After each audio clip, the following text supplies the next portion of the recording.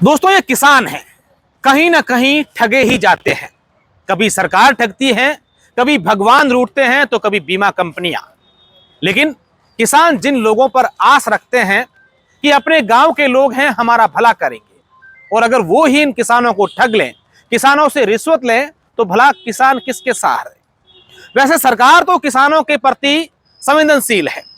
किसानों को संबल देने के लिए, किसानों को सक्षम बनाने के लिए और किसानों की आय दुगुनी करने के लिए राजस्थान सरकार तमाम प्रकार के प्रयास कर रही है।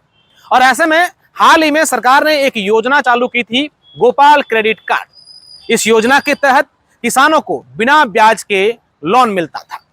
लेकिन बाड़मेर जिले के शिव क्षेत्र के धारवी कल्ला गांव के सहकारी समिति के मैनेजर ने किसानों के साथ बड़ा धोखा किया है, ऐसे आरोप किसान लगा रहे हैं। किसानों का कहना है कि हमारे यहाँ पर जो सहकारी समिति है, उसमें जो मैनेजर हैं, उन्होंने हमारे गांव के कई लोगों के दस्तावेज लेकर के उनके नाम का लोन उठा दिया और किसानों को दिया ही नहीं।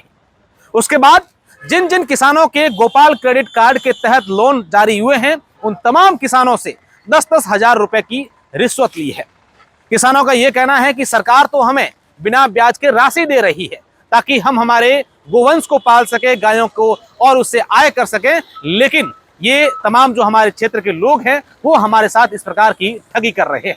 हालांकि इस पूरे मामले को लेकर अभी दूसरे पक्ष की कोई बात सामने नहीं आई है, लेकिन किसानों का ये आरोप है कि इस प्रकार के लोगों के खिलाफ कार्रवाई होनी चाहिए। और कई लोग ये भी कहते हैं कि जो हमारे मैनेजर हैं, उन्होंने अपने दस्तावेज कूट रचित बना करके पेश किए थे, जिसके बाद वे मैनेजर बने थे। हालांकि इस बात में कितनी सच्चाई है, ये दस्तावेज सामने आने के बाद मालूम चलेगी, लेकिन कहीं ना कहीं किसानों के साथ इस प्रकार के जो धोखे हो रहे हैं, फ्रॉड हो रहे हैं, उससे किसान काफी आहत है। अब इस पूरे मामले को लेकर क्या कुछ जांच होगी, क्या कुछ आगे जांच पड़ताल चलेगी, प्रशासन इस पर किस प्रकार की कार्रवाई करेगी, ये देखने वाली बात होगी। लेकिन साथ ही साथ सवाल बड़ा ये भी उठता है कि क्या धारवी कल्ला के अलावा और गांवों में भी इस प्रकार के किसानों के साथ फ्रॉड हुए हैं। अगर आपके गांव में ऐसा कोई मामला है तो हमें व्यक्तिगत व्हाट्सएप पर मैसेज करके जरूर बताएं। हम आपकी आवाज सरकार तक, प्रशासन तक जरूर पहुंचाएंगे।